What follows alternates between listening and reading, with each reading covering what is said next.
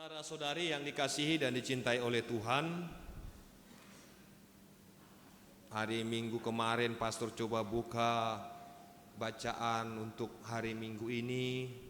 Lalu saya melihat, loh kok sama ya konteksnya dengan hari Minggu yang kemarin untuk hari Minggu ini, yakni tentang pembaptisan di Sungai Yordan.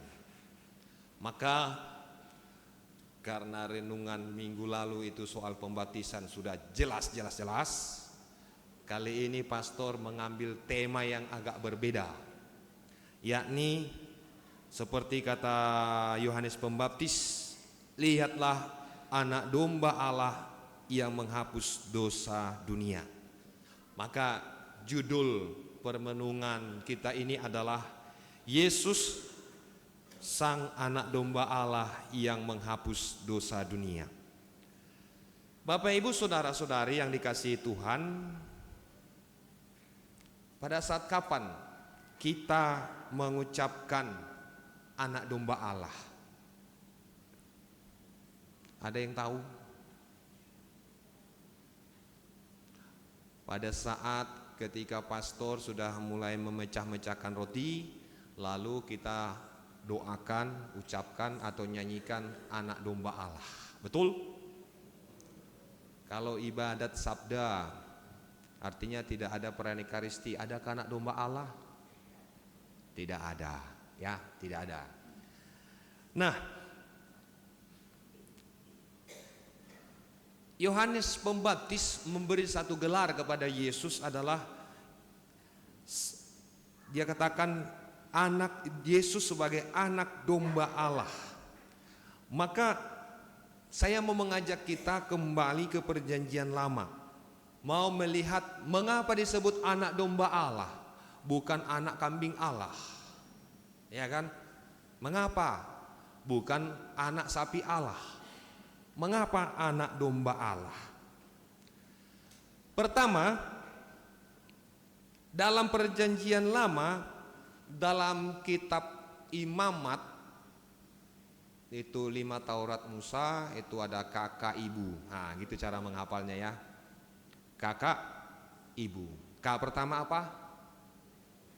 K pertama Kejadian. K kedua Keluaran. I B U. Nah, itu baru kakak ibu, 5 Taurat Musa. Nah, dalam kitab Imamat khususnya pada hari raya pendamaian, domba disembelih sebagai kurban untuk menebus dosa umat. Maka sebelum melakukan peribadatan, mereka harus menyembelih anak domba dan memercikkan anak domba itu di tabut perjanjian. Ini melambangkan pendamaian antara Allah dengan umatnya. Maka setiap tahun mereka mengadakan ritual tersebut. Darah anak domba itu menjadi silih, menjadi pemulih, menjadi penghapus dosa umat manusia dalam waktu sementara. Artinya kalau itu berlaku sekali setahun, maka setiap tahun dilakukan. Itu yang pertama. Yang kedua, tentang domba dalam Paskah.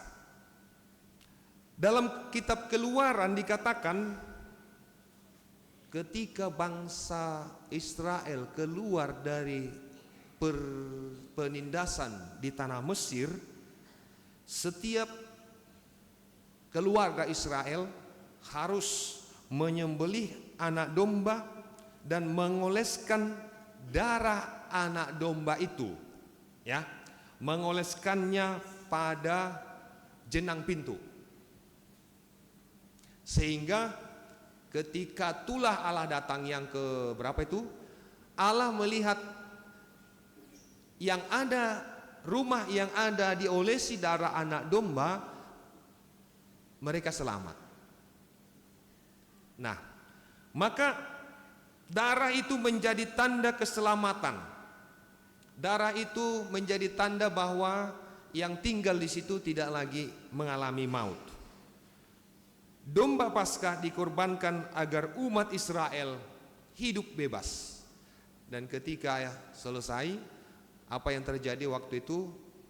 Bangsa Mesir akhirnya banyak yang meninggal, sedangkan orang Israel, bangsa Israel langsung keluar secara cepat-cepat. Itulah domba Paskah. Nah, yang ketiga, dalam Yesaya dikatakan seperti domba yang dibawa ke tempat pembantaian. Ia diam, ia tertikam oleh karena pemberontakan kita. Di sini Nabi Yesaya melihat sosok misterius yang akan datang, yang kedatangannya dinantikan, yakni seorang hamba yang menderita untuk memikul dosa orang banyak. Nah, inilah makna domba dalam perjanjian lama. Dalam Injil tadi Yesus, dalam Yohanes Pembaptis melihat Yesus datang kepadanya dan berseru, "Lihatlah anak domba Allah yang menghapus dosa dunia." Mengapa Yohanes Pembaptis berkata demikian? Pertama, Yesus adalah penggenapan nubuat Yesaya yang katanya dinanti-nantikan. Yesaya berkata, "Akan datang, engkaulah hambaku, hamba yang menderita untuk memulihkan suku-suku Yakub dan untuk menghidupkan kembali orang-orang Israel." Nah, tetapi aku akan membuat engkau menjadi terang bagi bangsa-bangsa, supaya keselamatan daripadaku sampai ke ujung bumi. Yesus bukan hanya menyelamatkan bangsa Israel, tetapi Yesus juga memberikan keselamatan bagi dunia. Itu yang pertama. Yang kedua, Yesus adalah korban yang sempurna. Jika korban dalam perjanjian lama tadi adalah untuk pendamaian, maka sekarang bukan lagi domba, tetapi darah Yesus sendiri, yakni darah Yesus yang tersalib. Dan yang ketiga, Yesus menghapus dosa secara definitif. Dikatakan di sana, anak domba Allah yang menghapus dosa dunia. Menghapus berarti mengangkat, memikul, membawa pergi dosa-dosa kita, sehingga kita karena berdosa sekarang diangkat bermartabat anak-anak Allah. Nah, saudara-saudari yang terkasih, nilai apa yang bisa kita bawa dari bacaan ini? Pertama, kerendahan hati dan ketaatan. Yesus menjadi seorang yang taat kepada Bapa dengan merendahkan diri serendah-rendahnya hingga wafat di salib. Kalau kita lihat dalam budaya kita yang sekarang ini, yang mengagungkan kekuasaan, mengagumkan kesombongan, mengagumkan pembalasan, maka Yesus mengajak kita agak sedikit berbeda. Yesus mengajarkan kita menjadi rendah hati, menjadi taat. Itu yang pertama. Nilai yang kedua adalah pengorbanan untuk kebaikan orang lain. Yesus rela mengorbankan diri menjadi domba untuk bukan menebus dosa-dosanya, tetapi menebus dosa-dosa orang lain, dosa-dosa umat manusia. Maka kita diajak agar kita juga mau memberikan diri kepada orang lain yang di sekitar kita, rela berkorban. Dan yang ketiga, keselamatan universal. Keselamatan itu bukan hanya eksklusif untuk orang-orang tertentu, tetapi keselamatan itu universal untuk semua bangsa. Maka kita juga diajak untuk bagaimana mewartakan keselamatan itu bukan hanya terkotak-kotak pada suku kita, tetapi pada semua bangsa. Saudara-saudari, Yohanes Pembaptis memanggil kita, lihatlah, pandanglah kepada Yesus, dialah anak domba Allah yang menghapus dosa dunia. Dialah jawaban kita untuk hidup kita sekarang ini. Dia adalah korban yang sempurna yang menyelesaikan masalah dosa sekali untuk selamanya. Maka kalau kita sudah menjadi orang-orang yang ditebus, marilah kita hidup sebagai orang yang tertebus melalui sikap dan perbuatan kita. Semoga Tuhan memberkati.